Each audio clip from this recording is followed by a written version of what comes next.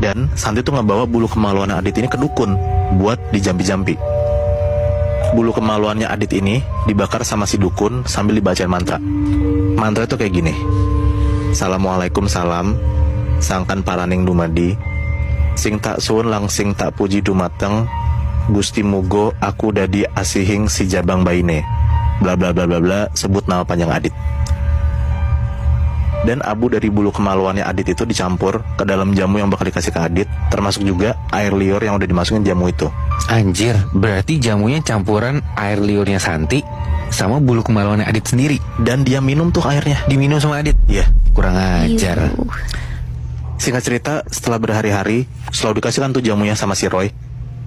Terus juga selalu dibacain tuh mantra lewat foto yang udah diambil sama Roy ke Santi.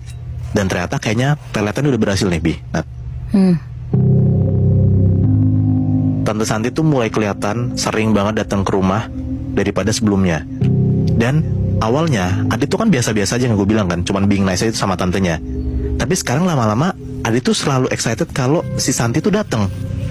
Mereka tuh jadi ngobrol banget, jadi ketawa-tawa banget sampai malam lah, dari siang sampai malam nih.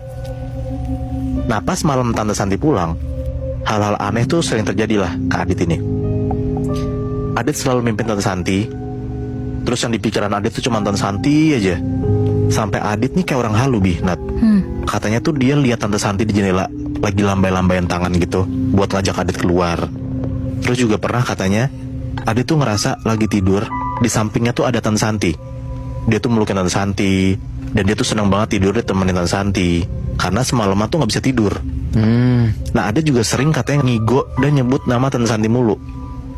Ternyata saudaranya Adit, yang si Ari sama Andi itu tuh udah mulai ngerasa aneh ngelihat adik paling kecil tuh kok jadi kayak begini mulu ke Santi kan. Ditanyalah sama mereka kayak, kenapa lo jadi bucin dan malah lo kegila-gila sama tante tiri lo sendiri. Padahal Adit tuh ganteng, bisa dapetin cewek-cewek sumuran Adit lah. Singkat cerita, ada satu momen Adit ini tuh tiba-tiba bilang ke keluarganya mau nikah Tante Santi, dan maksa dia cuma mau nikah sama Tante Santi doang. Keluarga bingung semua lah, kayak kenapa tiba-tiba kayak gitu. Ya apalagi keluarga dari ibunya kan, si Julia kan, dia gak setuju lah sama keputusan Adit kan. Iya benar.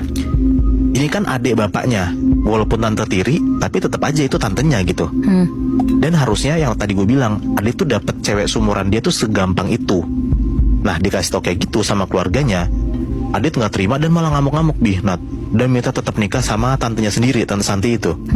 Adit ngamuk sampai ngancurin barang-barang di kamarnya, sampai Adit tuh kayak bener-bener mau nyelakain diri sendiri dan mau kabur dari rumah.